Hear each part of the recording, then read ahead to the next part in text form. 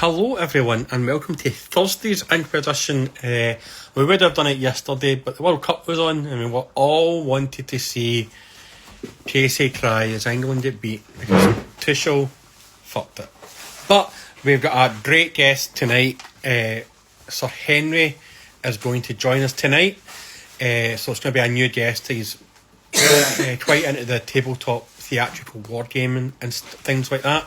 So once he joins us, then we'll get on the road with this, and we'll see if Casey joins us, or if he won't, or how late it'll be, or if he won't be late. So it'll be all good. Katie and Glory, how you doing, mate? Thanks for joining us. So it's absolutely scorching here on an island, and sweating like a madman today. But it is what it is, and we'll just get on with it. So yeah, I'm doing well, Katie and Glory. How are you? You have not been on for a long time. How are you keeping? Are you still working through the Cadian madness that is Imperial Guard, or you just doing your own thing? Do you know what I mean? Just do what you need to be doing, or have you gave up doing Imperial Guard? Hello, Henry. I will send you an invite now. You should see a wee pop,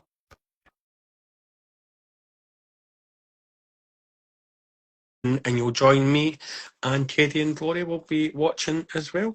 And there we are there. The man, the myth, the legend, Sir Henry Hyde _ Battle Games. How you doing, Henry? I'm fine. Perhaps I can show you that up here in my attic studio where I work. Can you see that thermometer? Oh, yes.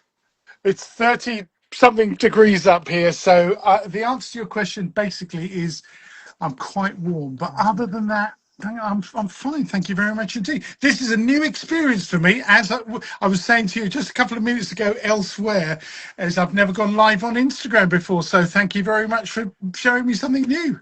Well, you know what? It's a great way to just bring people in and just chat with them as well. We've tried Twitch and we've tried other things, but myself and Michael Casey, the other boy, we are not technically gifted.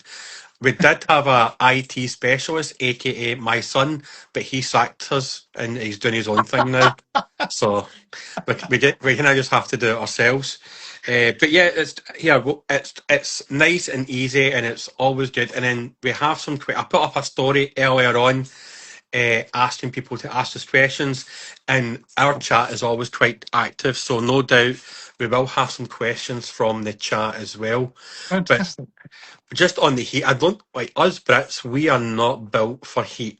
No, I do some work for War Games Atlantic, you know, the figure manufacturer.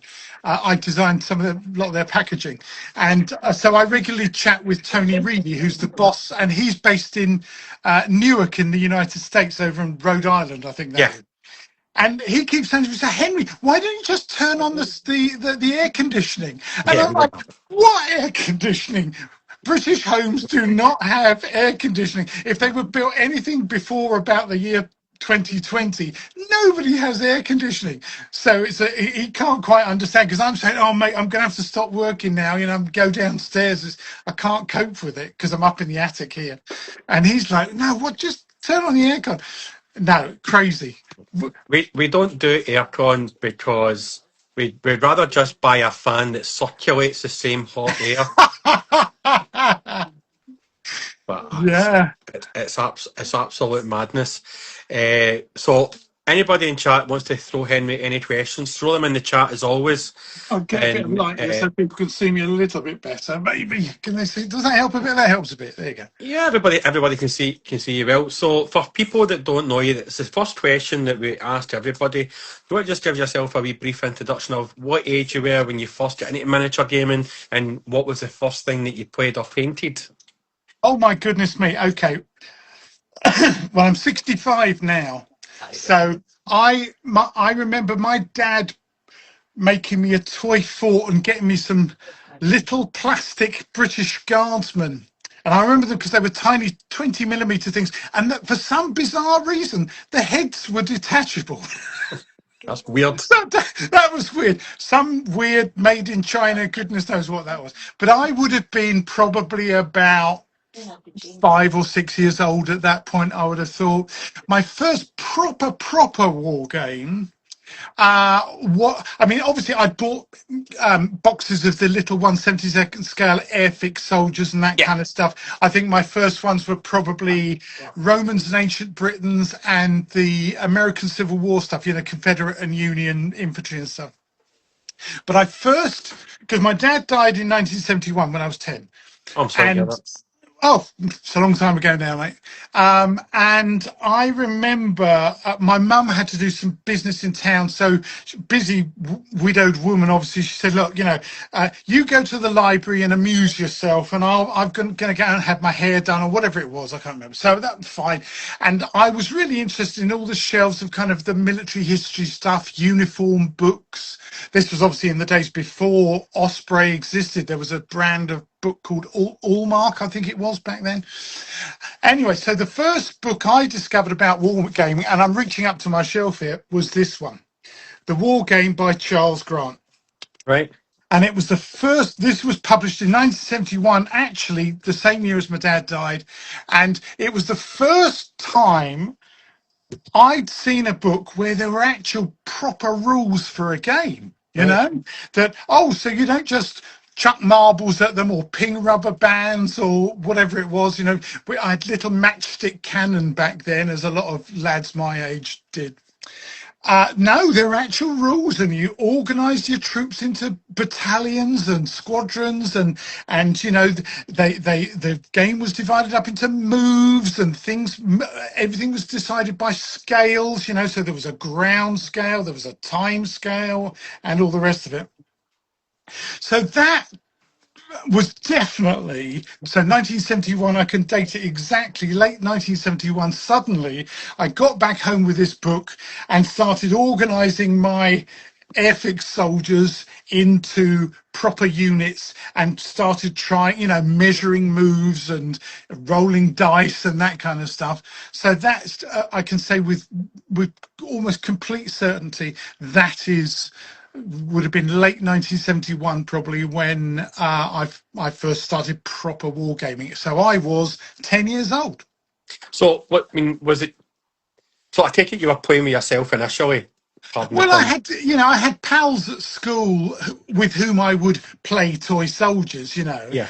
But there were, you know, once I discovered this was in the transition period from when I was moving up from junior school and then went to high school, grammar school, and so I got to the new school, and actually, to my enormous surprise, discovered there was a war games club at this Right. school. So, you know, by the time I was 11, I was actually in the school war games club, discovering all sorts of things. There were these older boys who were saying, "Oh gosh, look," and they had back then the tiny micro tanks, and they were playing naval war games, and they were playing, let's say, proper war games, you know. So to me that was an absolute revelation. So yeah, it probably my, you know, other than a couple of mates from junior school, the my big entry into wargaming in a big way was once I got to high school. And did you just fall in love with it then? Was it you just realised that this is me, this is my home? Yeah, I mean, the thing is, I think I'd already, because my dad, like a lot of his generation, had served in the Second World War. Yeah. He'd been in the Fleet Air Arm, and so when he got home, and you know, once he had me, a little bouncing baby boy, he immediately found the excuse to buy a model railway layout and to start making airfix kits and stuff. And obviously, because he'd been in the Fleet Air Arm, a lot of the first stuff he made for me would have been aeroplane models. And Mhm. like a lot of kids, I had dog fights going on my bedroom ceiling with lots Yeah. of 1/72nd scale aircraft hanging from what then became very dusty cotton from the ceiling. My mum warning my mum, "Don't dust them, mum, don't dust them," because you'll Yeah. break them. But yes, I mean, so I'd already fallen in love with model aircraft, and my dad then also started making airfix kits of kind of tanks, the early models. Crikey, probably one of the first tanks I ever had was a Tiger One, and like most of us did, and you know, Shermans and all those kind of World War II tanks and things that were coming out at the time. This would have been in the kind of late 1960s, mid late 1960s. And so I'd already kind of, And obviously, when he gave me the toy fort and all these soldiers, and there were hundreds of these little guardsmen things, and I think I had a Robin Hood set and some cowboys and that kind of stuff. So I was already in love with the concept of playing with toy soldiers. But as I say, the revelation for me was, wow, there are rules for this, and grown-ups do this. Yeah. So this is okay. This is okay. And there was actually another aspect of that book, The War Game, that I just plucked off my shelf there, which was Charles Grant, very serious guy, a Scottish guy such as yourself, very serious guy, detective, ex-RAF, detective inspector in Dover. He was living, I think. Very serious academic sort of chap. But he said, made it clear it was absolutely okay to just make shit up. Like, he was very interested, like I am. I'm like a duckling. A duckling imprints on the first thing it sees, right? And for me, that was the first thing I saw. 18th century horse and musket area, beautiful big regiments marching across the tabletop, But when you look closer, it's like, okay, they look a bit like Prussia and Austria from the 7 Years' War. But it turns out, no, this was the Grand Duchy of Lorraine and Die Vereinigte Freie Städte, the United Free States. So he made up these two proxy countries. Brilliant. And so he mixed it up a lot. So he'd have some units that were painted like historical French or Austrian or Prussian units. Yeah. But then others, he would just make up the uniform. He would decide, oh, I'm going to give these brown coats and blue turnbacks and whatever. Now, of course, the funny thing is that I can show this up to your viewers. There's a lovely colour photograph on the cover. But of course, back in those days, as soon as you open the book up, all the illustrations are just in black and white. Yeah. So as a lad, and in fact, much later in life as well, you're looking at those thinking, I wonder what colour they really are. Yeah. And then years later, I got the opportunity with some other guys. We put on a game at the Partisan Show back in Kelham Hall near Newark in Nottinghamshire. This was a few years ago now. This would have been about 2008. And Charles Grant, he sadly departed, but his son, the now retired Brigadier Charles Grant, still had that huge collection of all those figures, and he brought them along to the show, and we restaged one of the games from this book. And of course, for the first time ever, we were taking all these regiments out of their little cardboard boxes and going, oh my God, so they've got green coats or they've got yellow coats or whatever it was, because we'd been guessing all the time from the black and white photographs. And did you guess any of the colours right? Were you thinking, like, in your mind, like, oh, I wonder if he's painted that? And were you surprised at the colour choices that he chose? We were really surprised. Oh yeah, because one of the armies that we're convinced had blue coats, turns out they were brown, for example. Right? And a lot of the cavalry regiments, which are colourful anyway, from a black and white photograph, it's almost impossible to tell. It's a light colour. Turns out it was yellow, say, or whatever. So that was a huge moment for me. I mean, obviously that kind of reliving a childhood dream. You've been reading this book for all those years, borrowing it permanently from the local library, as a lot of us did.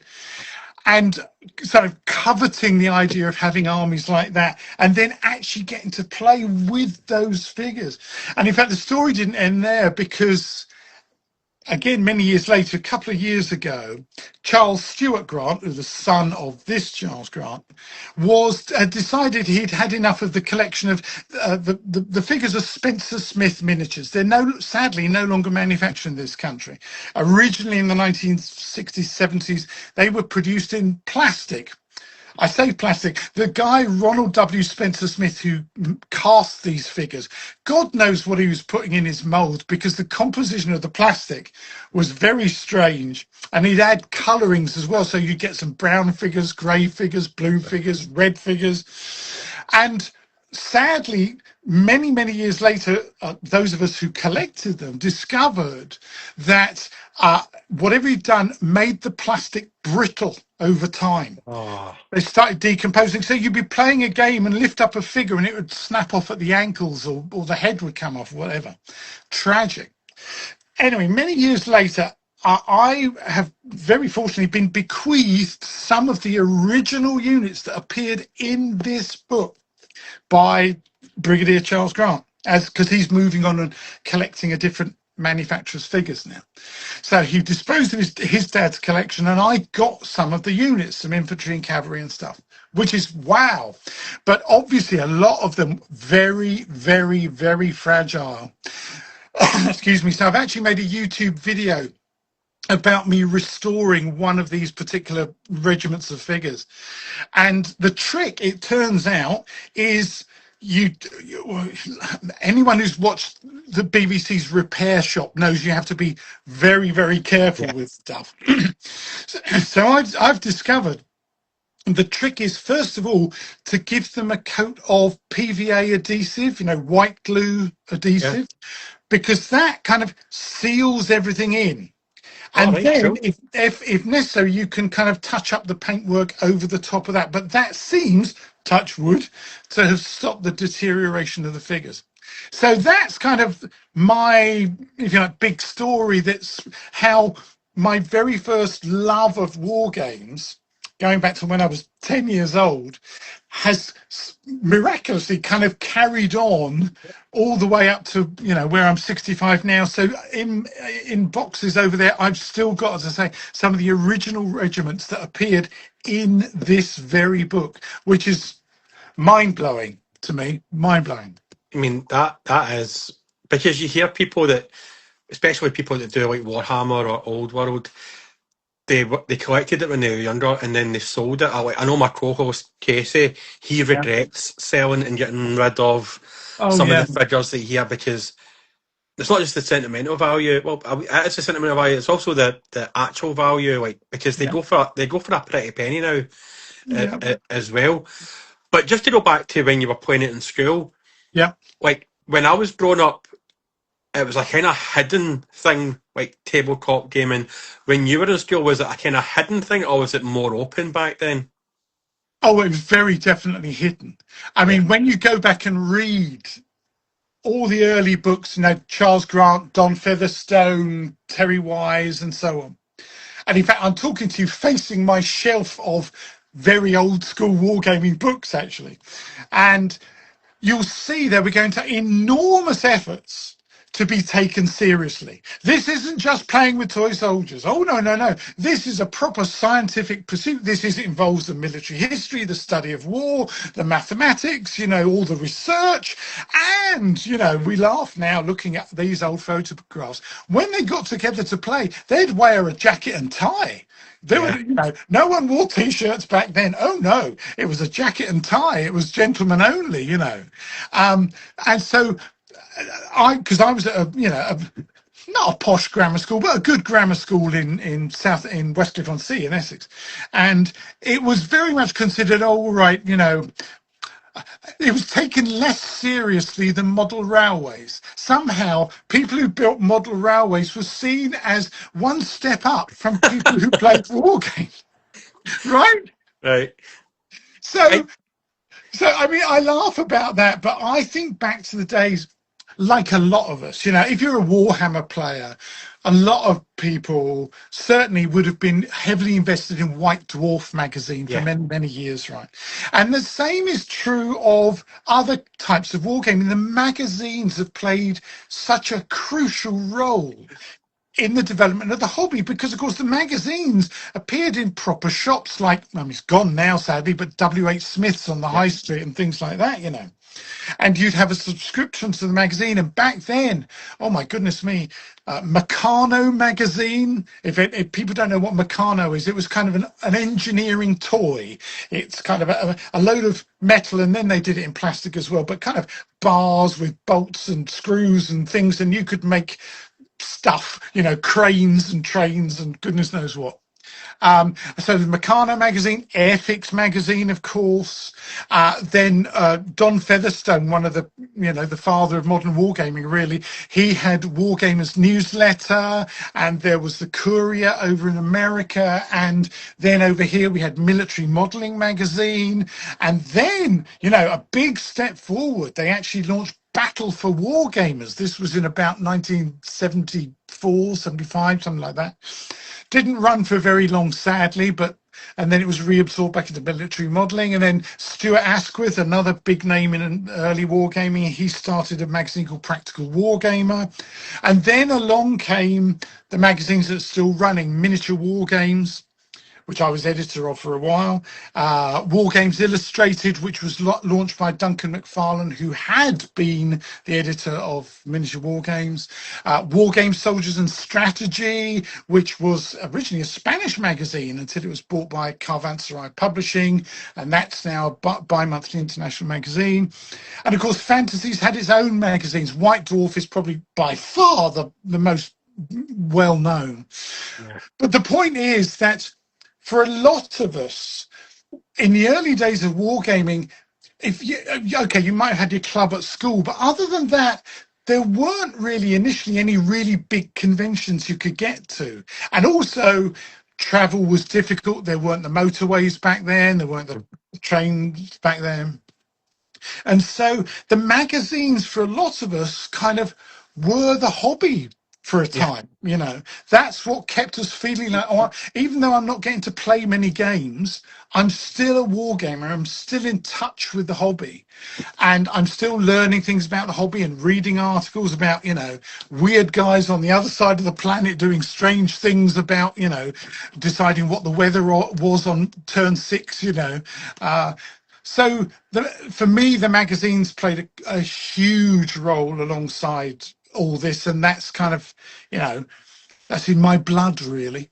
I think we all forget how, even from my generation, like I'm 47 now. I think we forget how important magazines were for us all growing up before the internet. Like even something as simple as like the one thing I always hark back to is Games Master on Channel 4 when they had their, and they also had a magazine as well. Like if you didn't know how to get by a bit in a computer game, you either just had to go with trial and error for weeks and months, or wait until something came out on either the Games Master TV show or the magazine. And I think we forget about how easy, how difficult things were back then in that aspect, because you can just click on now and just see, all right, what do I need to do now? But if you had to wait a month or two for a particular magazine to come out. Yeah.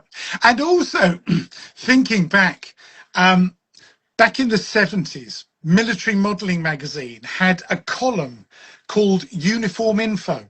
So people would write in and say, I've bought some Hinchliffe miniatures, French Grenadiers of the old guard, of 1812 to 1815. What colour should their shoulder epaulettes be? Yeah. And so they would write in. Back in the days, folks, when people wrote letters, either hand wrote them or typed them, and they would put a stamp on and they would go. Actually, the post was really fast back in those days. Yeah. They would get to the magazine, the editor would read them, and then if you were lucky, in next month's edition of the magazine, one of their experts who had access to a vast library of kind of military history stuff would answer your query and say, dear Mr. Jones, thank you very much for your inquiry. Here's a little drawing that we found in this book that was published in 1821, and I think you'll find that they were blue with gold stripes, right? And so that would have to be that guy's satisfaction. If he'd forgotten to ask us, I also meant to ask what colour the fringe was. Yeah. Well, bad luck, mate. Yeah.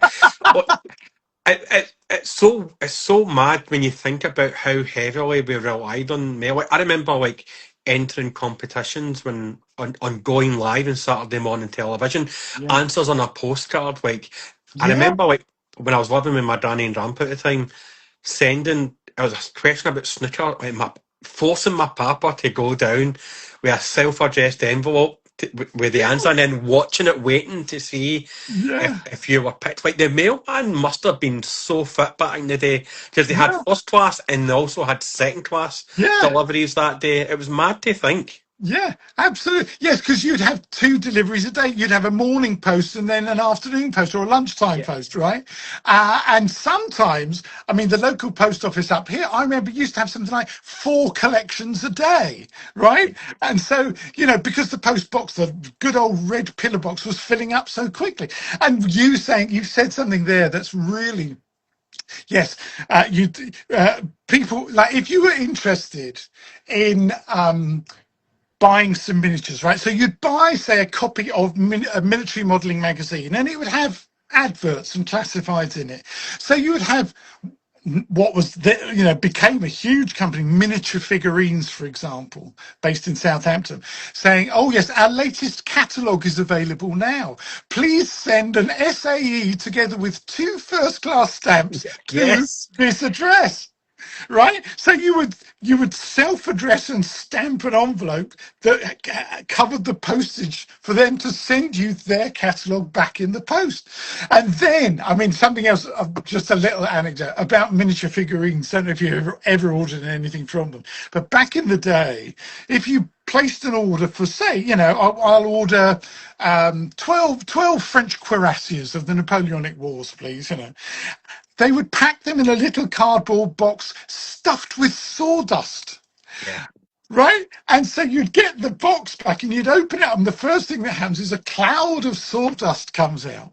And what's funny to me is sometimes, so as well as all the other cleaning you jobs, taking off flash and that kind of stuff you do on your figure and filing bits flat, you would also have to make sure you got rid of all the tiny little bits of sawdust that got stuck in the nooks and crannies.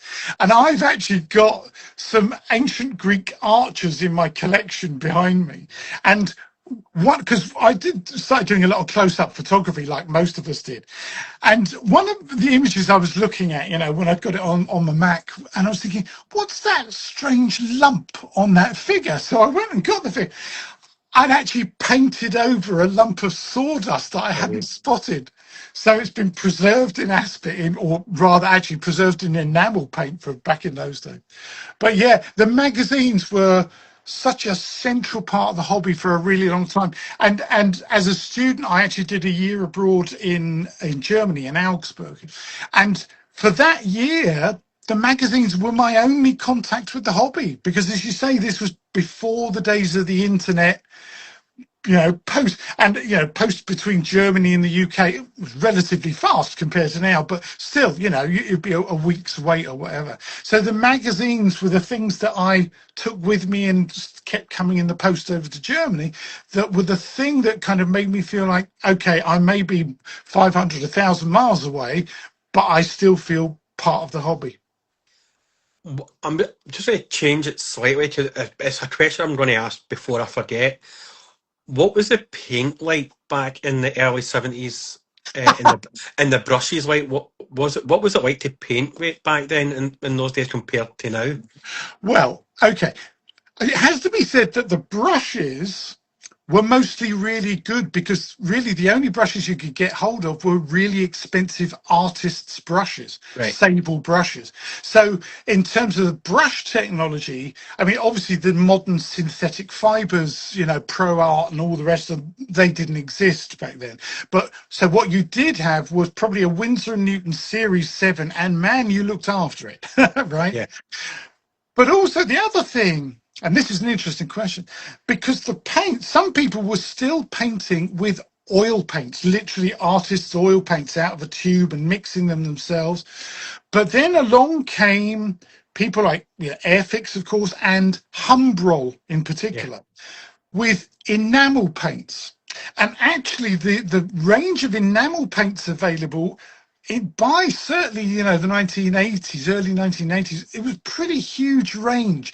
Tamiya over in Japan were producing enamel paints as well. Revell are they in America? I can't remember. But there were several really good ranges of enamel paints. But of course, enamel paints are oil based. So uh, there's a number of factors you have to take into consideration. Firstly, of course, they're much more slow drying than modern acrylic paints. Right. Secondly, however, because they're based on the same technology really as artists' oil paints, they're really flexible. You can thin them really well. You can mix them really well. They flow very nicely on the brush. And the other good thing is, compared to acrylic paints, enamel paints kept your brush in pretty good condition because it's an oil that's kind of nourishing the brush almost as you use it. And then you would, oh God, I'm thinking back to the days where you would clean your brush in terps or white Yeah. spirit. And then, because we didn't know any better, you'd lick the point. We still do that. Right? Mad. So how more people didn't die of turpentine poisoning or whatever, I'm not sure. But the fact is, yes, the paint ranges back then were quite good, and Humbrol in particular had a huge range of what it called its authentic colors, the kind of thing, exactly the kind of thing that manufacturers like the Army Painter or Vallejo are doing nowadays with acrylic paints, saying, oh yes, if you want to paint your World War II American tanks the correct olive drab, well, we've mixed it for you and here's a little tin of paint. Yeah. So in those terms, other than the drying times being that much longer and obviously the chemical hazard of using them, the paint ranges weren't too bad, and certainly the brushes, well, you'd invest in a couple of good, maybe a size O, a size 1 and a size 3 Winsor & Newton brush from an art shop, right? And they would last you. I mean, I'm thinking back, I didn't often have to replace my brushes. It's not like now where the danger with acrylic paints is you can get that dreadful thing where the end of the bristles start hooking or splaying and stuff, and so you're having to use all kinds of brush soap or brush restorer and stuff. Never had that problem with oil-based paints. It's mad because you're starting to see more people use oil paints again now. It's like a massive 50, 60-year circle that it's all came back, and people obviously use synthetic brushes, but they do invest in good brushes as well. Yeah, yeah. That's mad. How mad did your mum go with sawdust the first time you opened it and just sawdust went everywhere? She must have went mental. uh I think the conversation went something like, you can hoover your own bloody room then. The amount of paint I spilled in my mum, like my bedroom carpet, Oh, and was yeah. like tactfully moved furniture about so she wouldn't notice. And then she's like, "Why is your chest of drawers sitting there?" And it's like, it's just in there. And then she'd realise, I think I spilled paint one day, and I went to move something, but it was already covering a spillage that I had previous. And I was like, "Oh no!" Yeah. I tell you one thing that I learned very early on was to start wearing like a woodworker's pinafore with a little pocket in it, because the number of school shirts I ruined, and it was oil paint. What are you going to do? What are you going to do? It's not like modern acrylics are bad enough, but if you spilt enamel on stuff, that was it really. Yeah. But yeah, no, it was interesting. I mean, I think it's quite interesting that it took a long time for me to feel like the switch to acrylic paints was kind of worthwhile, other than the non-toxic aspect. Mm-hmm. It took me a long while, and funnily enough, it was probably not until Games Workshop, as then was Citadel paints, started appearing, that I felt, oh, now actually they are quite nice to use. And even as someone who played mainly historical games, I started popping down to the local Games Workshop to fill up with, certain, bestial brown or goblin green for bases, of course, was de rigueur for loads of us, right? So yeah, that's quite interesting. And I would use, I mean, I actually gave away all my Humbrol paints. There were hundreds of them, and they were starting to dry out, some of them, because I just hadn't used them for 10 years or something, really. So I gave a load away. But if things were to change, I'd certainly give enamel paints another go. That's for sure. Yeah, I mean, what was that like? I'm sort of jump forward a wee bit. What was that like when Games Workshop appeared? Like, was there a bit of a divide in the tabletop community then, with this like usurper coming in, and with the historical people? Um, well, I think it already started earlier than that. I think back in the 1970s, there was there was a divide between the really pompous gamers and the rest.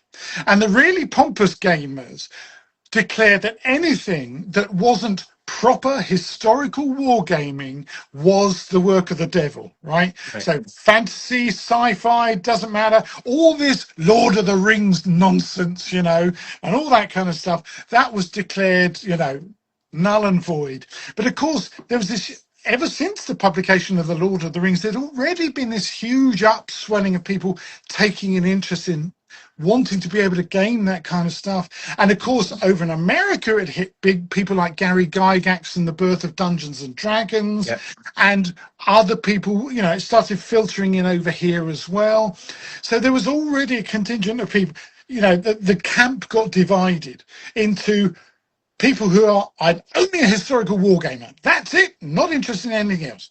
Then there were the other people who, they hadn't studied history, but my goodness me, they'd read The Lord of the Rings and other fantasy novels and stuff, and they wanted to be able to game the battles and fights that had taken place that they'd read about in those fictitious settings. And then there are other people, and I was one of them, who I love historical gaming, but hey, what's this other stuff going on as well? Mm-hmm. So initially there was this in the UK, and I'm going to say primarily in the UK. I won't speak for America because they've got their own, historians over there. But here in the UK, there was definitely this sense of it fracturing into two camps. So the fantasy and sci-fi gamers were going off in one direction, and the historical gamers, by Jove, we're not moving an inch, was staying with their stuff. And they were well represented back at the time because most of the magazines showed historical games. There were famously people like Peter Gilder, a chap who ran the War Games Holiday Centre up near Scarborough, he was the lead sculptor for Hinchliffe Miniatures, and he had a vast collection of beautiful miniatures from lots of different historical periods. And I was one of the people. You could go and stay and spend a weekend or a week if you wanted just playing massive historical games using his incredible collection of figures. And they actually appeared on Tyne-Tees television in a series, actually. So there were people like that. But parallel to that, obviously, there were other people interested in historical stuff. One of whom was a guy called Rick Priestley, right? And, I know Rick quite well. And the fact is, he started life as a historical wargamer. Mm-hmm. But he was already playing fantasy type games, Middle Earth type games. And, through a series of coincidences, we haven't got time to go into it here, but he ended up being employed by War Games Foundry, and Brian Ansell said to him, look, we want to be able to sell more fantasy figures. So what we need to do is have a rule set that basically means we'll encourage people to buy our miniatures. And that's how Warhammer Fantasy Battle was born. It was born out of the desire to sell fantasy miniatures, sculpted by all the famous names you would know and some of the people I know. And when Games Workshop, because it started obviously as just one shop in London, didn't it? Yeah. And it sold all kinds of things. It wasn't just, Citadel miniatures. It was also, you could go in there and buy a backgammon set or a chess set or some historical miniatures or whatever. It was, Can I just fit the name of a Games Workshop, where it's a workshop where you can buy and play games? Yep. And so exactly that. And then obviously it took off and they started having branches around the country. And I can remember when the first one I remember was here in Brighton, central Brighton. And I was like, oh, what's this? And me and my mate at the time, so this would have been the early 90s, very early 90s, I think. wandered in. It was like, oh, this is interesting. Oh, yeah. And obviously, they sold all the polyhedral dice and all that kind of stuff, you know. And oh, these are really interesting, very lovely miniatures. I can remember the first time I saw the work of the Perry twins, you know, Alan and Michael Perry, you know, with the Citadel miniatures. Think, wow, those are beautiful. And there was a box on the side, and I thought, oh, that looks good. What's that? Advanced Hero Quest, right? So actually, my first encounter with that sort of gaming, really, I'd played a bit of Dungeons and Dragons at university, but it wasn't with miniatures. It was all theatre of the mind stuff, you know. Mhm. A very eccentric games master with pen and paper and half a dozen guys sitting around pretty much stoned out of their boxes, frankly. Yep. But that's how a lot of us got started back then. But Games Workshop says, oh, there's this game with actual miniatures and floor plans and rules and dice. And I just absolutely fell in love with those early Advanced Hero Quest miniatures, you know, the Adventurers and the Skaven, the first iteration of the Skaven, you know. And so that had me hooked. And then, of course, as the shop developed and started selling blister packs and the first sets of actual Warhammer rules and stuff, and the box sets, what was the first box set? The first box set I had would have had Bretonnians and Skaven in, I think. Did Right. it? Or was it Empire and Skaven? I can't remember. But anyway, I fell in love with the Skaven, and I've in my head I've kind of stayed in that 1990s early 2000s mode. I just love those what are now called old hammer style Skaven, Yeah. and I've got quite a few, you know. um, and that did make a difference to a lot of gamers, I think, for a number of reasons. First of all, having Games Workshop appear on the high streets, of course, made it so much more accessible. Yep. Most historical wargaming shops were run by grumpy old gits in cardigans. Yeah.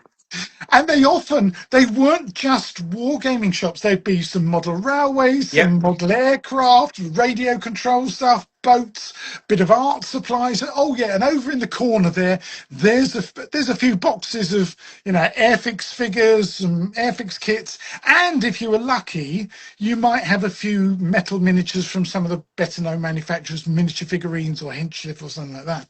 But the blokes who ran them, and it was inevitably was blokes, middle-aged, disgruntled blokes who often, you know, would have tobacco stains on their fingers from smoking a pipe. And if you, a youngster, walked into their shop, the first look they gave you was, what do you want? You know? And all those shops smelled the same. I remember going to one in my local town. Yeah. It was underneath our local railway uh, station, and then I went to one out the kind of posh end of Paisley, and it was the exact same smell. It was like, how is this the same smell? So anyway, the fact is that the few outlets back then that sold historical miniatures, and of course this is in the days before you've got your Warlord Games and your War Games Atlantic and your Victrix and all these other people now mass producing plastics for historical gaming. Other than Airfix, you know, there wasn't much else, and the outlets for them were vanishing. I mean, literally, either these old blokes in cardigans, they reached retirement age and the shop just closed, or high street rents started going up and they were Yeah. priced out because they just didn't have the turnover. And with some of them, it was a real shame, because actually a lot of these guys had stored inside their head an incredible amount of knowledge about multiple hobbies, actually, and Yeah. pursuits.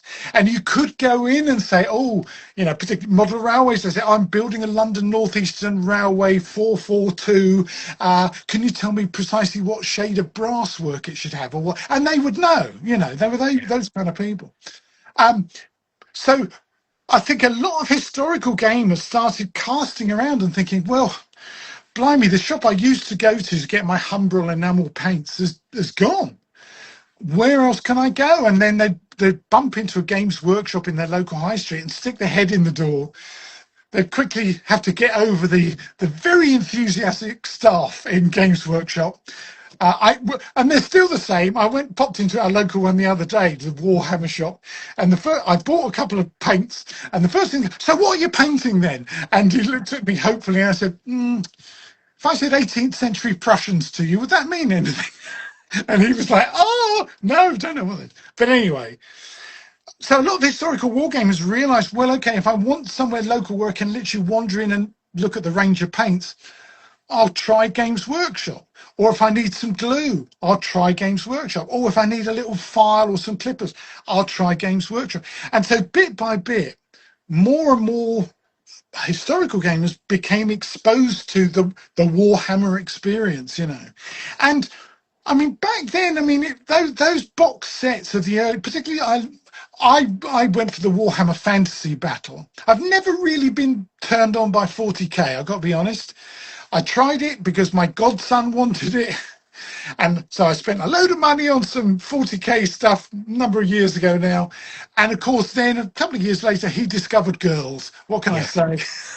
He'll come back So to it. He'll come back to it. Don't worry. maybe, but 40k on it. But anyway, the I think a lot of us went, do you know what? These are really lovely models. And the other thing is, because it was the same people sculpting the fantasy stuff as was sculpting the historical stuff. It's like, hello, that's Alan Perry, or that's Ali Morrison, or that's, insert name of choice here.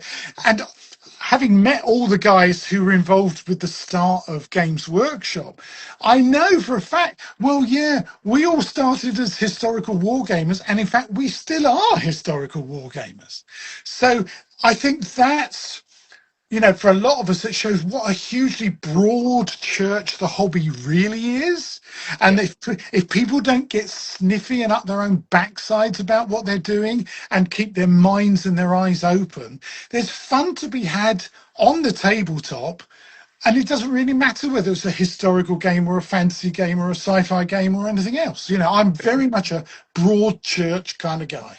But yet, if you look at fantasy and 40k, a lot of the armies are based on 18th, 17th, and before that armies. Like the Yeah, Ultramarines are Romans, yeah, the Imperial Guard are Russians, like yeah, the White Scars is Genghis Khan. Like you yeah, can't get like the Bretonians are the Britons. Do you know what I mean? You can't get any more obvious yeah, to those roots that those guys and yourself had growing up to where the yeah. hobby is. It's just a different name. Yeah, I mean, and also when you look at a lot of stuff, I mean, the Bretonians and the Empire, for a start, are absolutely, 13th, 14th century or 16th, 17th century, just placed into a fantasy setting. Yeah. I remember looking at, things like, Empire spearmen and halberdiers and things like that. It's like, those are Landsknechts. Anyone who knows anything about, 14th, 15th, 16th century European history looks at them and goes, man, I could immediately use them for a historical war game as easily as I can for a fantasy war game. Yeah. You know, and all that they've done is they've taken these armies and transported them to a different setting, and as if to say, oh, I wonder what would happen if you took 12th century French knights of the realm and pitted them against goblins, right? Yeah. Or whatever it happens to be. And that, to me, is one of the things that I love, is that so much, you look through, a lot of copies of White Dwarf back in the day, you'd look at some of the, obviously every month there would be a battle kind of advertising the latest army updates, right? Yeah. And of course they would make sure that that army that's just been updated won the battle. But, let's not say too much about that. But you'd look at, Empire versus Skaven, and it's like, wow, this is a kind of a high Renaissance German army pitted against ratmen. And what a laugh. I mean, some people would look at that, well, that's outrageous. How dare you take a proper historical army and mix it up with all this fantasy nonsense? But the rest of us with a sense of humour go, that's great. That's Yeah. great. And people forget as well that Tolkien started doing the Lord of the Rings stuff during the First World War. Yeah. So the depression and the mud I mean, all that is from his experience of war as well, Yeah. and and I think it's as we all, when we're all younger, we all do fantasize about being in specific battles. Like I remember recreating my own version of the last battle of Glory when they're running up the sand dunes Oh yeah, yeah. down, and then pretending I was Gerald Shaw getting shot and throwing myself back down the hill. Like we've all done that.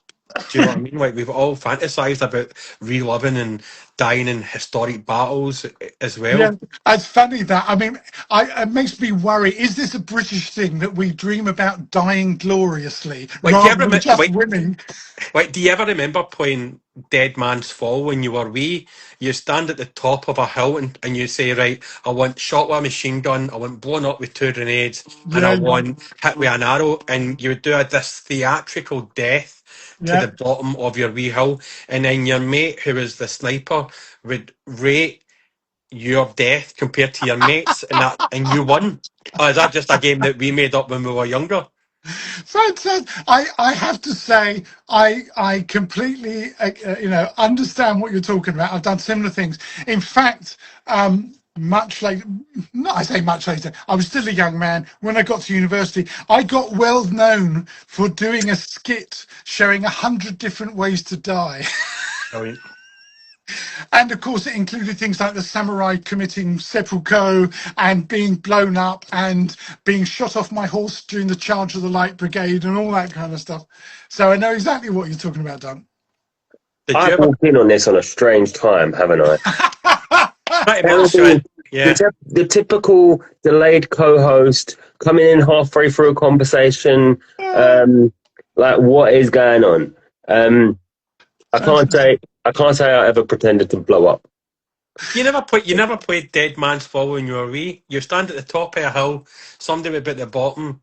It wouldn't even be a hill, just a slight incline, and you would tell the person how you wanted to die, and then you'd do this over elaborate death. And it always end with like getting a dagger in the head or something, and then your mate would rate your death compared to your other mates, and then you got to be the sniper. No, Also, it had to be at the top of a slope so you could then yeah, fall down and roll back down the yeah, hill. yeah, exactly. You never played that, Casey? No, I think from the South London thing would be you were trying to find inventive ways to kill someone rather than die. All right. So yeah, Different life altogether, mate. yeah, it's yeah. Sorry, guys, I have come in at the wrong time, and you've all completely lost me, Yeah, we were just having a private conversation there. and I've Anyway, ruined hello, it all. Casey. Pleased to meet you, Casey. Hello. And you, sir, thank you very much for coming on. I apologise for my tardiness, That's all right. family life, and everything. So yeah. That's all right. Did So you? sorry, carry We've all we all get into the hobby when we were younger, and then I think, as you said, with your godson, he's found girls, and we all find like drinking drugs, and we go to university or we go and do other various Yeah. activities, and then we come back to it. Did you have that break yourself, or were you constant, always in the Well, hobby? um, well, as I said earlier, Dunk, the thing that kept me in touch with the hobby was magazines. I had subscriptions to, oh crikey, at one point I must have had Military Modelling, Battle for War Gamers, Miniature War Games Illustrated, War Games Soldiers and Strategy, and I probably missed something out. So it was always the magazines that made me feel that even if I was off traveling or doing other things or wasn't a member of a club or career had taken me away, I always had the magazines to make me feel like I was still in touch with the hobby. And it was also because I'm one of those people who's turned what I did as a hobby into what I do for a living, right? And so that kind of dates back to, I think I had my first article published in Miniature War Games in, oh crikey, 1986, 87, something like that. At which point I was a solo war gamer. I didn't have a regular opponent. I had a friend who I'd known from university who was kind of traveling around a lot with his job, and sometimes we managed to get together for a game, but a lot of time, it's like he's not here, so if I want to do any hobby, I better do it myself. And I wrote an article and sent it into Miniature War Games with a couple of illustrations, and to my amazement, they published it. And so then what happened was some correspondence started happening, and I don't know. You must be old enough. Do you remember the online Yahoo groups? Yeah. Oh, yeah. Yeah. Right, the still fairly early internet days, wasn't it? Kind of. Oh, it was the Wild West of chat rooms and stuff. It was like anything went. It was before the dark web was even thought of. These Yahoo chat rooms. Yeah, kind of weird. Well, what happened was because I'd actually started my own website. I had a varied career history. I won't bore you with it, but I'd become by sheer fluke a graphic designer in 1991, and then one of the first web designers in this part of the world in about 1996. I designed my first website. So that was kind of radical. Back in the days where I had clients and I'd go to them and say, "Oh, I could design you a website," and they would say, "A what? A what?" And then the second thing they would say is, "Why would I ever want anything as stupid as a website?" Right? They 2 years later, they all changed their mind and they were knocking on my door, but that's a different story. But anyway, I designed my first Battle Games website. I launched on the 18th of June, Battle of Waterloo Day in 1998, and suddenly, this was the weird thing. People started, early emailing me back in days when we had squeaky modems, right? People started emailing me from all around the world. Bloody hell. It was like, I think the first guy who contacted me because of this new website was a guy from Lithuania. And I was like, what? How did it get to Lithuania? And because even though I was designing the things, it still hadn't really sunk in that, yes, it really is the World Wide Web. And Yeah. I had fans turn up from South America and Canada and Russia and all over the place. India, Australia, loads of people from Australia and New Zealand. And someone round about the same time started one of these Yahoo groups, and they called it the Old School Wargaming Group. And one of these guys got in contact with me and he said, oh, Henry, we'd love to have you come along and join us. There's a couple of hundred of us, and we all remember that article you wrote for Miniature War Games. And I was like, really? The article was called Fictitious Wars, right? It was all about, remember what we were talking about earlier, Dunk, about Charles Grant and his completely imaginary fictitious countries. Yeah. And I wrote an article about that because in the interim period, I'd started inventing my own world with countries and stuff. And this article kind of mentioned them. And apparently a load of these blokes who were also only connected originally by the magazines had read my article and gone, oh, that's different. So when they started this Yahoo group, they said, oh, we should get that Henry Hyde along. And I was like, really? Wow, what's Yahoo? That's the first thing. And who the hell are you lot, right? But I went along and it was, it was really friendly and nice, and lots of people talking about wargaming in the old days, just like we've been talking about today, Duncan, Oh, do you remember the time when, Airfix plastics you used to do Airfix Confederate charades, you do a charade and you'd have to guess which of the Airfix Confederate figures that represented. God, I'm old. But anyway, so I joined this Yahoo group, and from that, conversations resulted in me starting my own magazine called Battle Games, which I launched back in 2006. And so from that moment on, I've got this strange dilemma where I love wargaming. I love painting. I love playing war games. But I've got so little time to actually do that because I'm writing about the hobby. I'm podcasting about the hobby. I'm now, as you've probably seen, making reels about the hobby and all that kind of stuff. It's like somewhere in amongst that, once in a blue moon, I do manage to get a game. But like you've seen in the reels just lately, I've been using a game that actually I played with a mate. It's probably over a month ago now, and it's still on the table. I haven't got around to clearing it up completely because it's become a prop Yeah. for the reels I'm making. And it's like, this is another new dimension of madness, Yeah. I was going to ask you that. Like, you've only recently opened up your Instagram account and you've exploded. Were you like from the emails to this, are you still surprised at the amount of people following you on a daily and weekly basis? Oh, it's madness, Duncan. I mean, I've had an Instagram account and a Facebook account for donkey's years, a long time.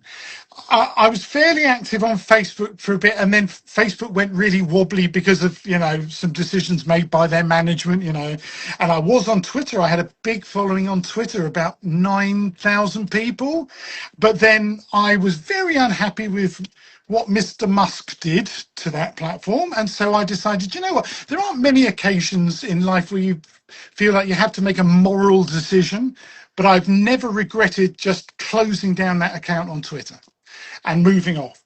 I'd had an Instagram account, but I'll be honest, I'd never really known what to do with Instagram because it was full of people saying, oh, look, I'm in the Maldives, and oh, look, we just bought a Rolls Royce, and, oh, look, my skin's perfect, right? And so I didn't really get the potential of Instagram. I saw there were a few, Warhammer players starting to appear there, and particularly extremely talented figure painters, right? Yeah. Wow. It's like, wow, that's really, and I saw they were getting big numbers of followers. But from my aspects of the hobby, already a busy guy, I was kind of thinking, I don't really know. And also, I'm 65. A lot of the people out there doing well on Instagram are less than half my age, right? A lot less than half my age. And so I kind of feel like, would it be a bit icky for me to sort of try and engage? I just happened to stumble across, and this is only about a month ago, I stumbled across a couple of people who are actually are now freelance BBC camera people, and they're much closer to my age, certainly early 50s, late 50s, and they have got a huge following. Now, they're mainly selling kind of courses and stuff, and a lot of the people I think who would be following their advice are kind of people who are selling things or courses or whatever. But I looked at what they were doing and I was thinking, wow, do you know what? It's made me stop in my tracks. Their videos were so simple but impactful. And I realized that why couldn't I do that? Yeah. But the change I had to make, I mean, you can probably tell, guys, I'm the sort of person that if you press my go button, trying to get me to stop is I think I've asked you 3 questions in the last hour. But this is also why, here's the first book I had published, right? The Wargaming Compendium. It's 520 pages. Because the only reason is because the publishers approached me and said, when I was running the magazines, and the publishers approached me and said, oh, Henry, we're Pen and Sword, we're really trying to get into this wargaming marketplace. Would you write a book for us? And I said, oh, okay. What about? And they made the big mistake of saying, oh, whatever you want, Henry. 5 years and 520 pages later, that's what came out, right? So that's kind of what I'm like. So, but obviously Instagram, and particularly Reels, you've got a minute, 90 seconds, 2 minutes tops, right? So for me, I just thought, oh my God, how am I going to confine myself to, say, an average of 90 seconds? But on the other hand, I'm also a professional editor, and I'm constantly telling other people, you've got to cut, right? You've got to cut. There's too much waffle. You've got to cut. So it was literally a case of, okay, I'm going to give this a go and try taking my own medicine. And all I can say is been mind-blowing, because I've gone in the space of now 3.5, 4 weeks, I've gone from, on Instagram, I've gone from 730 followers to, it's edging up towards 10,000, I think. You're not far away from 10,000. 9,500 odd. On Facebook, which I'd almost turned my back on, I've got a page for my little self-publishing company, Gladius Publications. I had couple of hundred followers there, and that shot up to nearly 5,000, I think, something like that. But the bonkers thing was, it was only in the first and second week of doing this. One of my reels, I did why play war games, and I just did a silly. I mean, if you're old enough to remember Alas Smith and Jones, right? Yeah. The two header where you've got. I mean, it really was two people there, but I thought, oh, I could pretend to be me and my alter ego having a conversation about this subject. And within the first 24 hours, I think it hit 80,000 views. And it's now 260,000 views or something. And what I didn't realize was this had also been going on Facebook. I went to check my Facebook stats and was like, sorry, there must be some kind of error here. Surely not, because the followers and the viewing stats and the likes and the comments and stuff would it's just been insane. So I don't know what else to say, Dunk. And what about your YouTube channel? Has that been? Have you? I haven't touched my I haven't looked at my YouTube channel since I started doing this. And I haven't been cross-posting there yet because I know YouTube is yet another kind of beast, right? And I've got a fair number of videos I put up over the last few years, but they're all kind of wide format, long videos, right, about particular subjects. I mean, funnily enough, the biggest success I had on YouTube was a few years ago now when I had prostate cancer.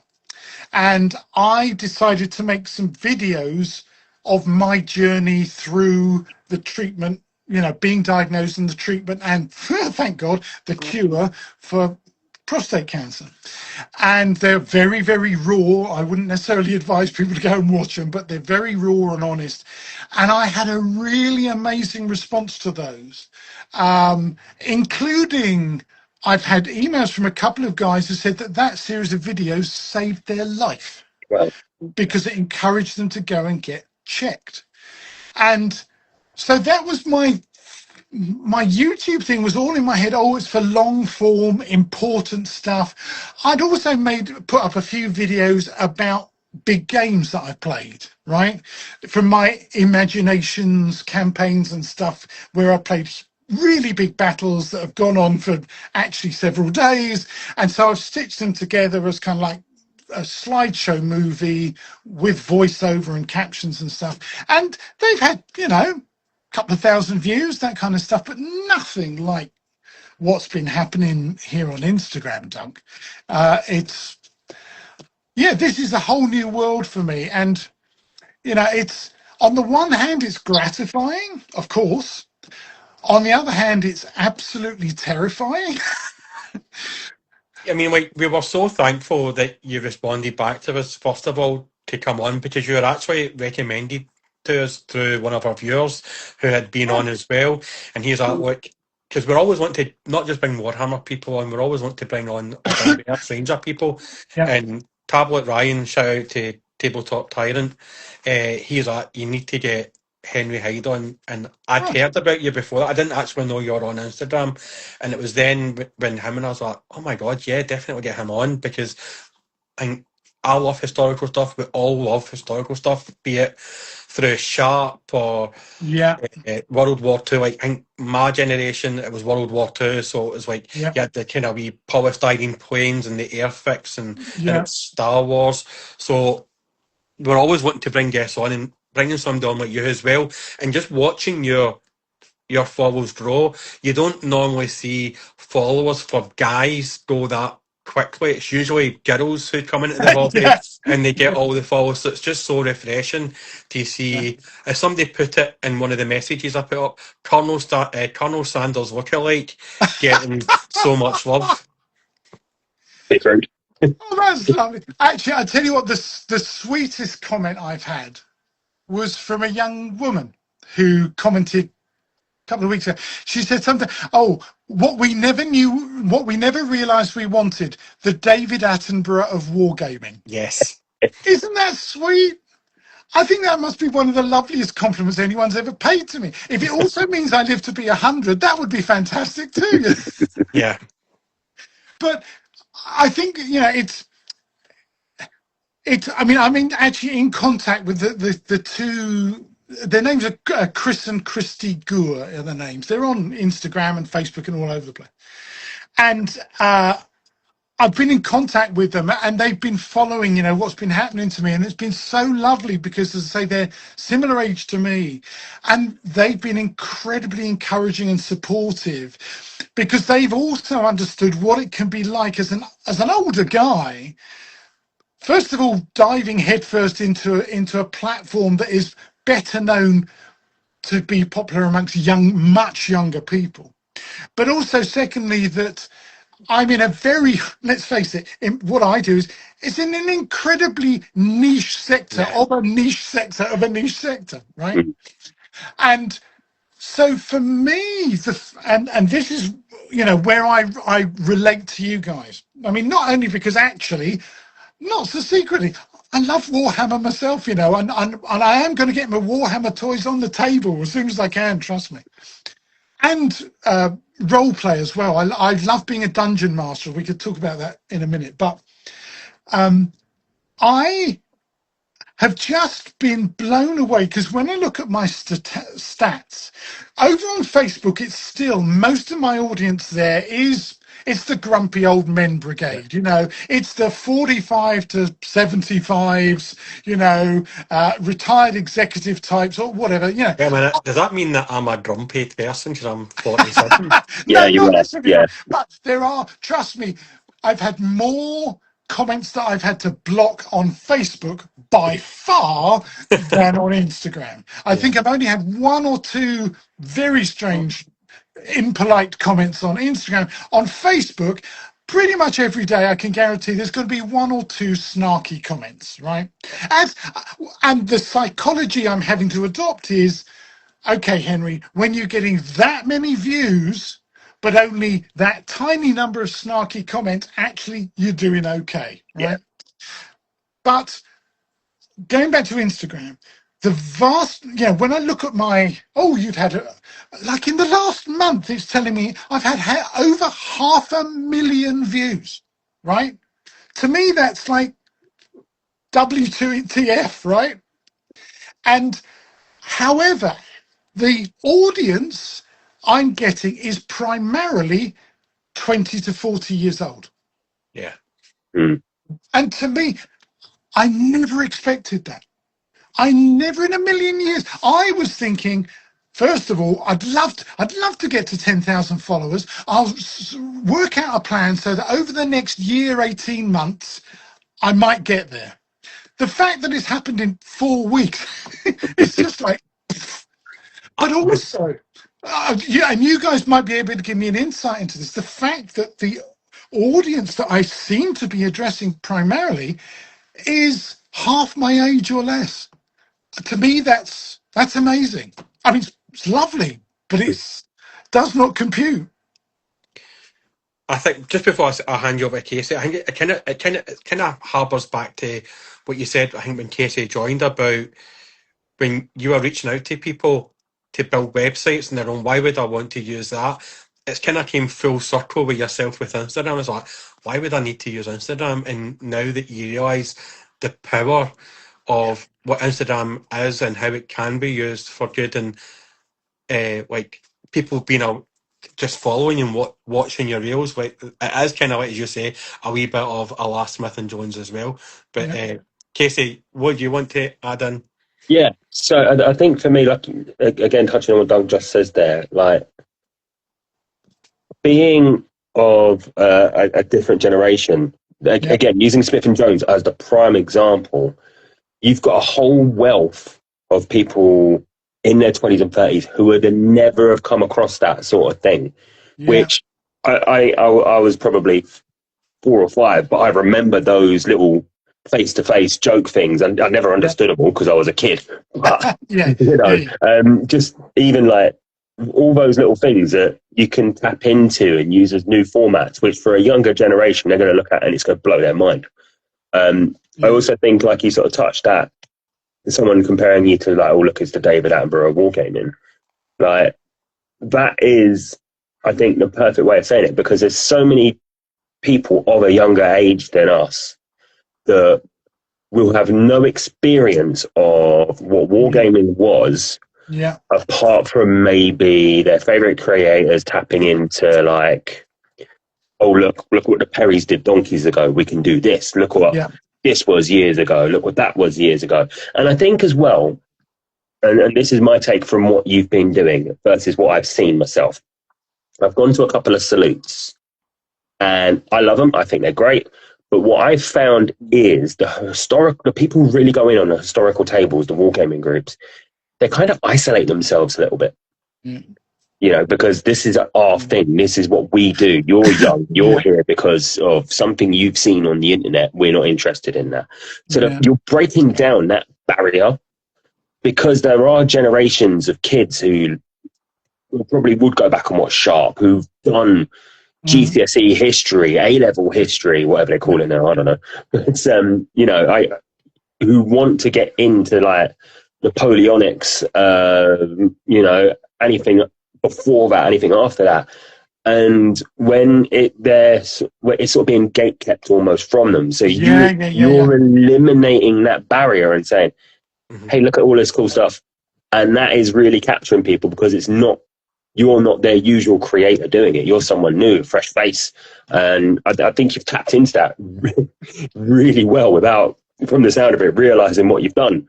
Well, thank you, Casey. I mean, I really appreciate what you said there.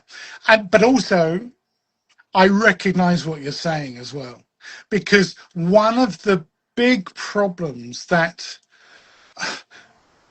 wargaming in general has had for a long time is this notion of the gatekeepers, the people who say, well, you've got to go through a qualification process in order for us to take you seriously enough to even tell you what we're doing, right?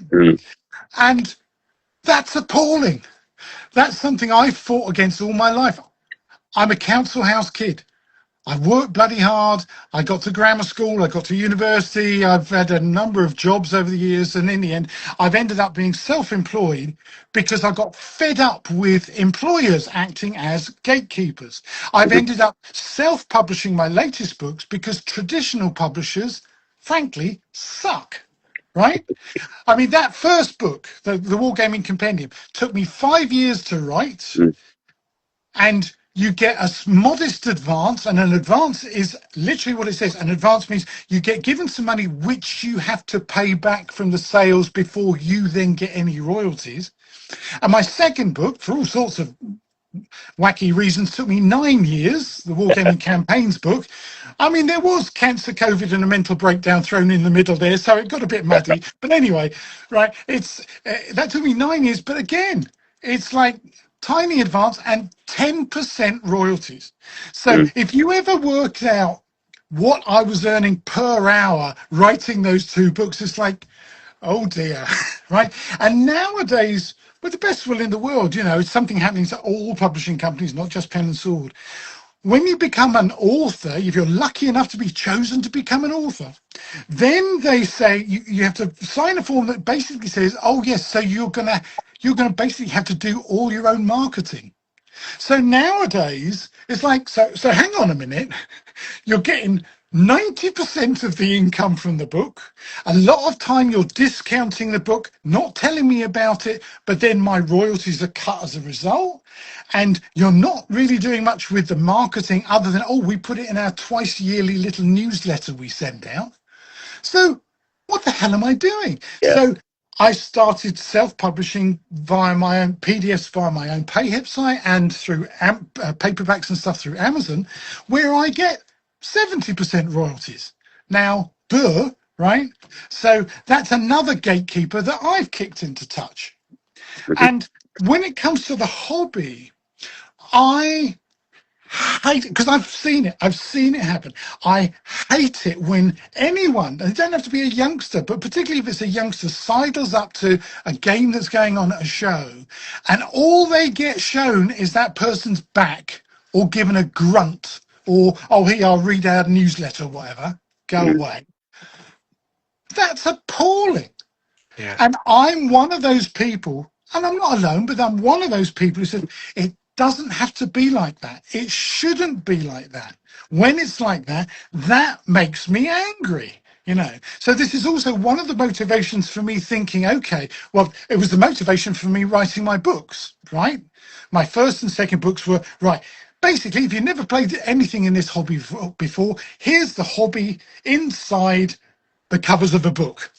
All aspects: historical, fantasy, sci-fi, making, painting, scenery, playing the games, historical background, research, resources, the lot, right? I wish I set out to write the book that I wish I'd had when I was a kid, Yeah. right? In fact, that information was often, it was out there, but it was spread over umpteen different books and magazine articles and stuff. So effectively, my first book was, when I was a magazine editor, kind of taking everything I knew about the hobby and shoving it, compressing it into those covers and sending it out there. And I was amazed. It had a fantastic response. It became in its own field, it became a bestseller. I'm not a rich man, but in our little niche. And that's my attitude. So with these Instagram reels and things, I'm now thinking, okay, no one's going to sit there and watch 520 pages worth of stuff from you, Henry. So what can you do to break it down into little digestible, individual bites of dinner, as it were, that someone can just, watch on? And another thing I've discovered, right? Even I love talking, as you can probably tell, but I've learned that something like 85% of people watch reels with the sound turned off. So if you don't have the closed caption subtitles, people are just, no idea what they're talking about, and they'll flick on.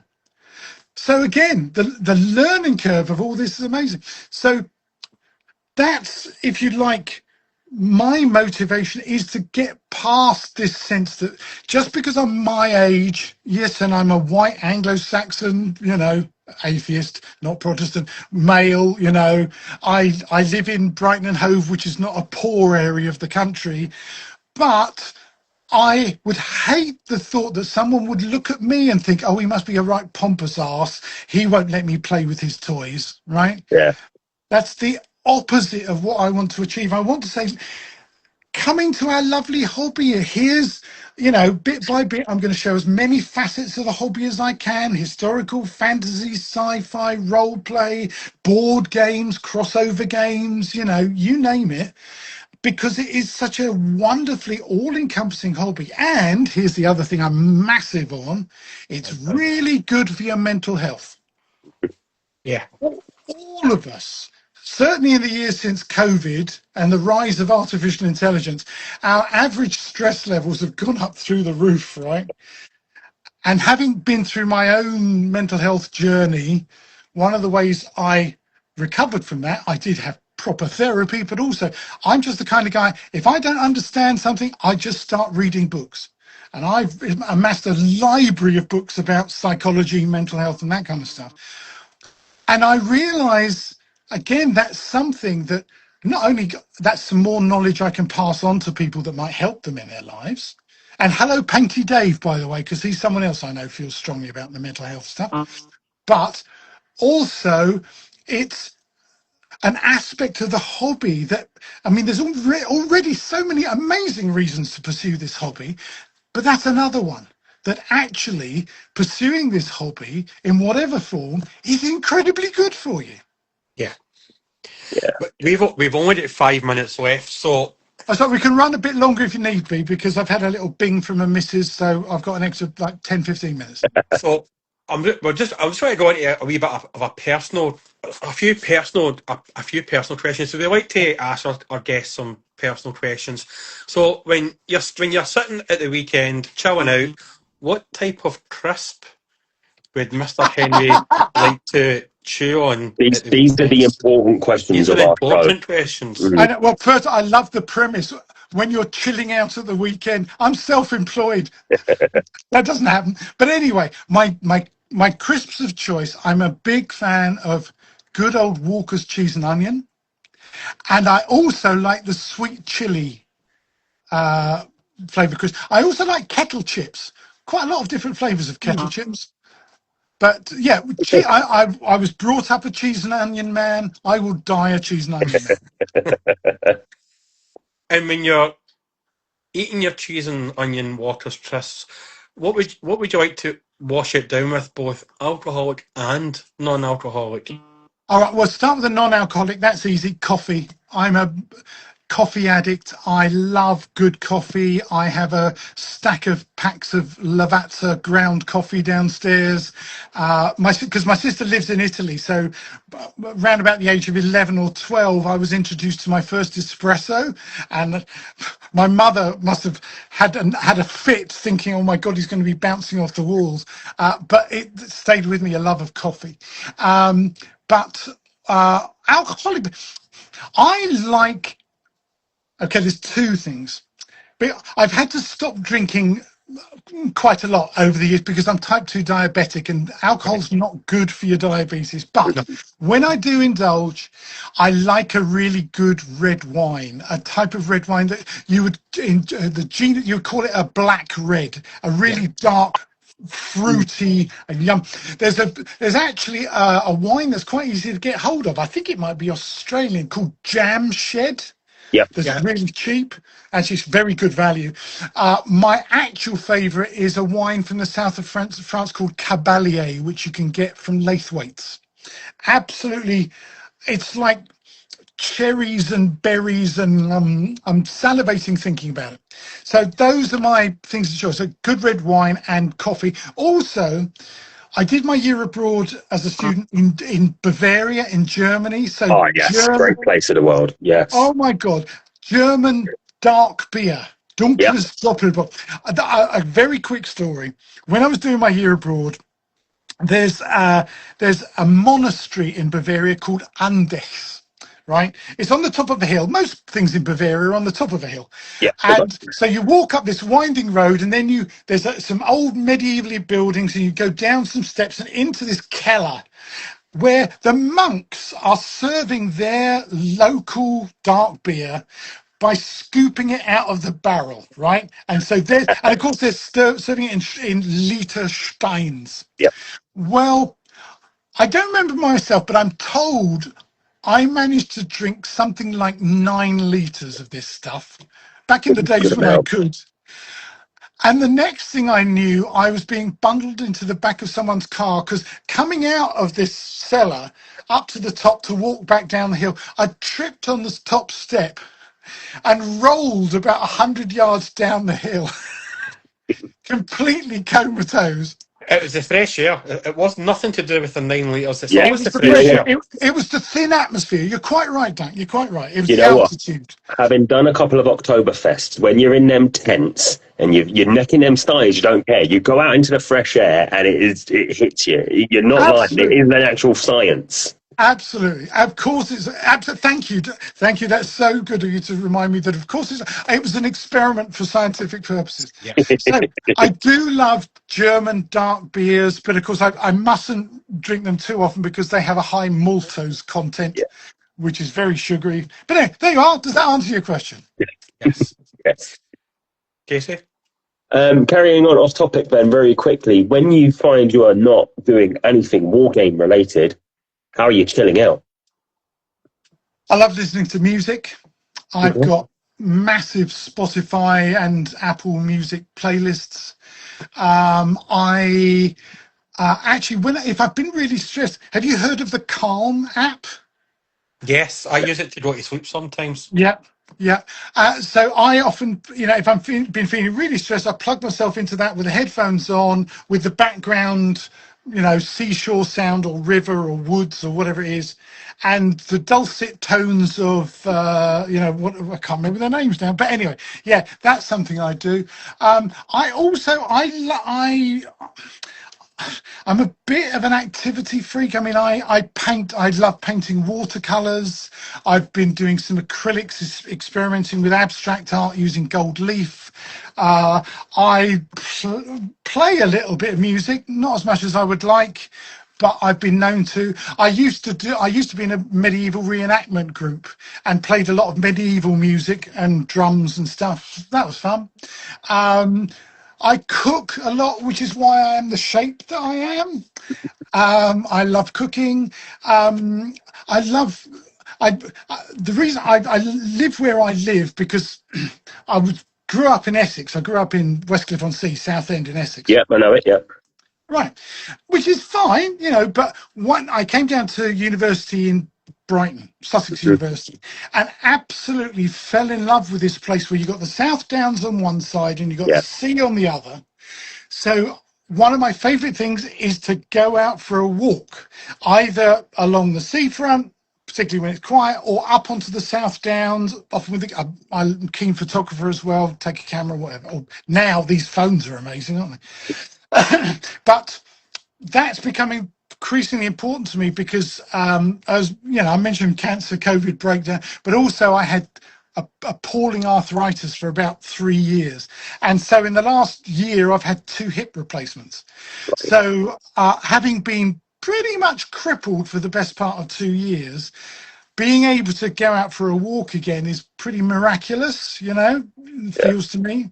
So that's something I'm really getting back into as part of my rehab. What else? I read, I listen to audiobooks, I study psychology, I read military history, but Yeah. most of the time I'm making stuff. If I have to describe myself, I am a creator, I'm a graphic designer, I'm a writer, I'm an author, I'm a publisher, I'm an editor, I make stuff, and I have a hobby when I get the time for it, which also involves making stuff. Word of advice, having done it before on the London to Brighton, I hate Ditchling Beacon. It's a pain in the arse to ride up. I cannot stand it. And I haven't been to Brighton and Donkeys. I went a couple of years ago we stayed a night and got the ferry out of New Haven down the road. Oh, yeah. Yeah, but I used to go down to Brighton every now and again because, like I say, I used to live in South London. So, Oh, cool. yeah, but as a Crystal Palace fan, I'm meant to hate Brighton. But, yeah, there you go. I had to get that in there somewhere. Yeah, Of you course did. you did. Of I course you did. did. Yeah, but Good job. there you Good go. job. I'm not a big follower of footy, but anyway, except of course England versus Argentina, which had us all grinding our teeth. But anyway, Yeah, there you go. The yeah, Scottish look man's at him happy. laughing up north there. One of my last questions is it's going to be a kind of personal question. Like, if you've got a partner or a wife Yeah. or a husband, like, how do they cope with your hobby and your balance and with work and all that? How do Oh, you no, cope? no. How do you manage? She doesn't mind because she's self-employed and nerdy in what she does as well. So she's actually a professional costume designer. And there's I've got to be careful here because there are certain projects she's involved in that I might get shot if I mention, but I am allowed to say that she has been involved with making costumes for Bridgerton and Wicked and other stuff, James Bond movies, House of the Dragon, Game of Thrones. So she's a nerdy costume maker, and before that she was a nerdy wedding dress designer maker. So in many ways we're a perfect couple. We've been together for blimey 36 years now, and if she wasn't able to put up with what I do and vice versa, we would have parted company a long time ago.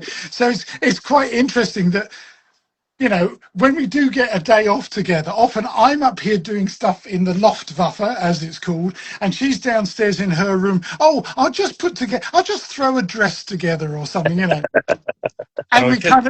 we meet at the dinner table, and it's fine. It's fine. Yeah, I mean, like I do this podcast and I do my wee painting figures, and my wife now crochets, and we just sit in the same living room.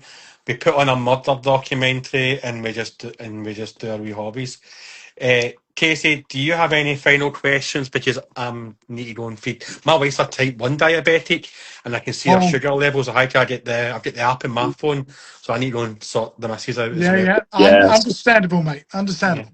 I suppose my last question then is, given how quickly your Instagram has erupted, is Yeah. there anything that you'd like to cover in the next 6 to 8 weeks on it? Oh my God, do you want to see my list? I mean, seriously, when I sat down, because initially, obviously, the big question, oh God, 2 minute reels. What the hell am I going to do? And for the first day or two, I really struggled because I was thinking, out here, whereas what I needed to do was that, right? Squish it right in. And so now I've realized that a lot of the topics that I thought, oh my God, I suppose I could do a 2 hour video about that. Well, hang on a minute, mate. No, that's 62-minute videos, Yeah. right? So I've got an enormous list. I've got stuff about historical wargaming, got stuff about fantasy sci-fi gaming, got stuff about role play. I mean, I haven't even mentioned my love of role play that really came about not because of Dungeons and Dragons, but because of the novels of Joe Abercrombie, right? The Blade itself, and particularly the narration of Stephen Pacey. If no one's listened to Stephen Pacey narrating The Blade itself by Joe Abercrombie, go and listen to it now. World's greatest narrator. There's all that stuff. So I can see I've got probably 5 years of stuff in my head. Cool. I think that's where YouTube would be good for you as well, Mm. because you could do your shorts on here, but also link your Instagram page to your YouTube channel. Yeah. Because I know, for example, like Lewitton, who's basically called the kind of Richard Attenborough of Warhammer lore, people put his videos on to go to sleep. Really? Yeah. That's flattering. Wow. Yeah. So Wow. I would say that doing those, if you want to do 2 hour videos, then that's definitely Mm. YouTube would be Yeah. your platform for doing that, to be I honest think with you. YouTube is also the easiest platform to monetize because Yeah. once you get a certain number of followers, they start giving you money. Whereas the whole Meta, Facebook, Instagram setup seems to be much more complicated. They're not just saying, Mr. Hyde, your video's had 250,000 views. Here's £1,000. No, No. no, we'll think about it. Seems to be their attitude. Whereas on YouTube, I think it's a more straightforward. You get this number of followers and views, we start giving you a chunk of change. So I really should, because so far all this effort has earned me not a penny, which is obviously, as a self-employed person, something I need to address really. Yeah. Yeah. Yeah. Right. Henry, it's been an absolute pleasure having you on. Like, I definitely want to try and get you back on before the end of the year if you're up for that. We always like to Yeah, bring our cool. guests on, but I think you and Casey will definitely bond with your love of Skaven and Oh, all. see, there you go. Perfect. So, Absolutely. uh, absolutely, thanks for coming on, Been a Henry. pleasure. Absolutely loved it. It's been an absolutely brilliant, nearly hour and 45 minutes. Folks, that's us done for this week. We're back with Shane, who's coming on to talk about 11th edition next week, and he's going to be playing in the teams tournaments with WTC next week. So it'll be good to speak to him before he goes and how 11th has changed the Northern Islands team look. And as always, folks, give Orange Brushes and Moonhopper Games a follow, our two sponsors. You'll see discount codes on our page as well. And as always, give Henry a follow. Let's get Yes. him up to 10,000 follows. Thank you. That would be great. Any final words from you, Casey? Yeah, just a very quick one. It's going to sound a bit strange. It's a bit out of left field for me because it's not something I normally do.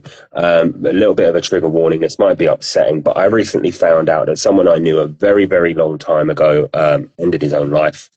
Yeah, it's very upsetting. He had two young kids. I lost contact with him years and years ago, and I found out recently about it. Just as a note, I know I'm not usually the one that does the Jerry Springer, take care of yourselves and each other, but just as a reminder, reach out to someone if you're struggling, talk to them. You're not alone. Here, here. And any final words from you, Henry? I just want to say thank you so much. I mean, this has been amazing to me that after such a short time doing stuff on Instagram, you noticed me at all and got me on your show, and it's been a hoot. I've really enjoyed it. I've talked myself hoarse, so it must have been okay. Thanks for putting up with me, guys. Bring No, water next absolutely. time. Yeah. No, definitely. Thanks for coming on, because we reach out to a lot of people, and you reach back to us, so we always appreciate people reaching back to us as well. Even if they say no.